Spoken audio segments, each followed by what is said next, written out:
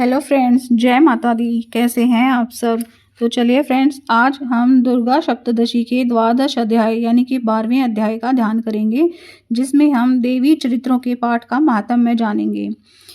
मैं 3 नेत्रों वाली दुर्गा देवी का ध्यान करता हूँ। उनके श्री अंगों की प्रभा बिजली के समान है। वे सिंह के कंधे पर बैठी हुई भयंकर प्रतीत होती हैं।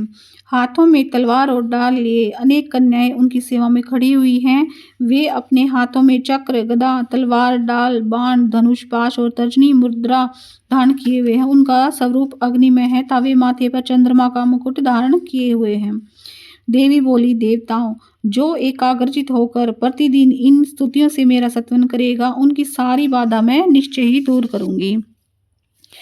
जो मधु कैटभ का नाच, महिषासुर का वध और शुंभ निशुंभ के संहार के प्रसंग का पाठ करेंगे तथा अष्टमी, चतुर्दशी और नवमी को जो भी एकाग्रचित होकर भक्ति पूर्वक मेरा उत्तम महात्म्य का श्रवण करेंगे, उन्हें कोई पाप छू भी नहीं सकेगा।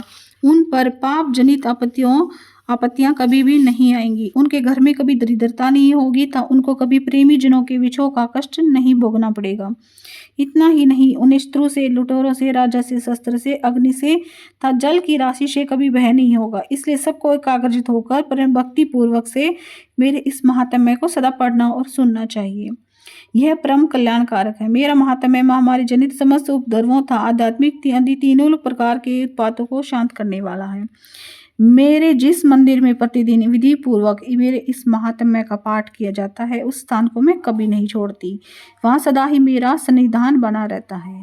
बलिदान, पूजा, होम तथा महोत्सव के अवसर पर मेरे इस चरित्र का पूरा पाठ और श्रवण करना चाहिए।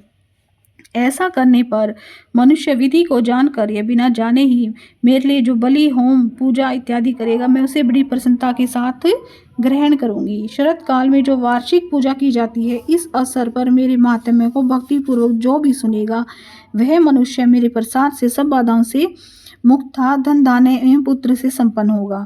इसमें तनिक भी संदेह नहीं है। मेरे इस महात्म्य, मेरे प्रादुर्भाव की सुंदर कथाएं तथा युद्ध में किए हुए मेरे पराक्रम सुनने से मनुष्य निर्भय हो जाता है।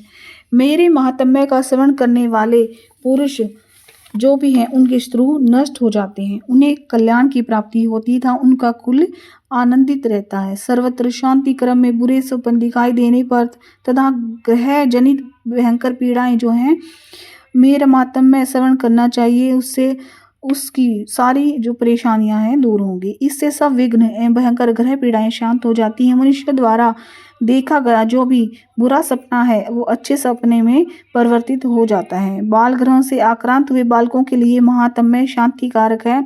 तो मनुष्य के संगठन में फूट होने पर भी अच्छी प्रकार से मित्रता कराने वाला हो जाता है।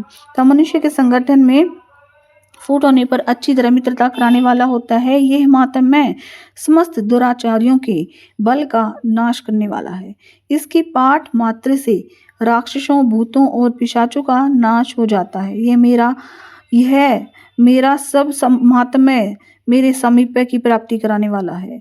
पशु, पुष्प, अर्घ्य, धूप, दीप, गंध आदि उत्तम सामग्रियों द्वारा पूजन करने से, ब्राह्मणों को भोजन कराने से, होम करने से, प्रतिदिन अभिषेक करने से, नाना प्रकार के अन्य भोगों का अर्पण करने से तथा दान आदि देने से 1 वर्ष तक जो मेरी आराधना की जाती है, उससे मुझे जितनी प्रसन्नता होती है, उतनी प्रसन्नता मेरे उस महात्म्य का चरित्र का एक बार श्रवण करने से हो जाती है।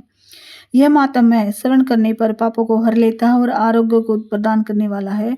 मेरे प्रादुर्भाव का कीर्तन समस्त भूतों से रक्षा करता था। मेरे युद्ध विषयक चरित्र दुष्ट दैत्यों का संहार करने वाला है। इसके श्रवण करने पर मनुष्य को शत्रु का भय नहीं रहता। देवताओं, तुमने और ब्रह्म ऋषियों ने जो मेरी स्तुतियां की हैं तब ब्रह्मा जी ने जो स्तुतियां की हैं, वे सब कल्याणमयी बुद्धि प्रदान करती हैं। वन में, सूने में या दावानल में गिर जाने पर, निर्जन स्थान में लुटेरों के दाव में पड़ जाने पर, शत्रुओं के पकड़े जाने पर, जंगल में सिंह, व्याघ्र या जंगली हाथियों के पीछा करने पर, या कुपित राजा के आदेश से वध या बंधन के स्थान में ले जाने पर, या फिर महासागर में नाव बैठने पर, भारी तूफान में नाव के डगमग होने पर और अत्यंत भयंकर युद्ध में शस्त्रों का प्रहार होने पर, या वेदना से पीड़ित होने पर कि बहुना सभी भयानक बाधाओं के उपस्थित होने पर, जो मेरे इस चरित्र का श्रवण करता है, जो इसका ध्यान करता है वह मनुष्य संकट से मुक्त हो जाता है।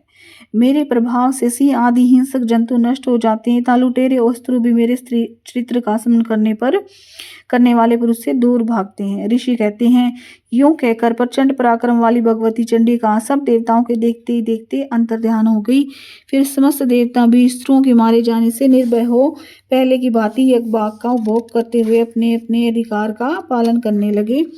संसार का विध्वंस करने वाला महाभयंकर अतुल पराक्रमी देव शुंभ तथा महाबली निशुंभ के युद्ध में देवी द्वारा मारे जाने पर शेष दैत्य पाताल लोक में चले गए। राजन, इस प्रकार भगवती अंबिका देवी नित्य होती हुई भी पुनः पुनः प्रकट होती हुई जगत की रक्षा करती हैं।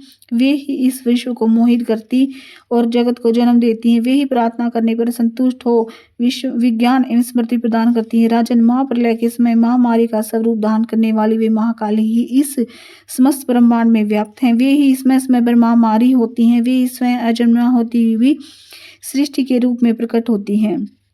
वे सनातनी देवी ही समय अनुसार समस्त भूतों से हमारी रक्षा करती हैं। मनुष्य के अभ्युदय समय में वे ही घर में लक्ष्मी के रूप में स्थित होती हैं। वे ही अभाव के समय दरिद्रता बनकर विनाश का कारण बनती हैं।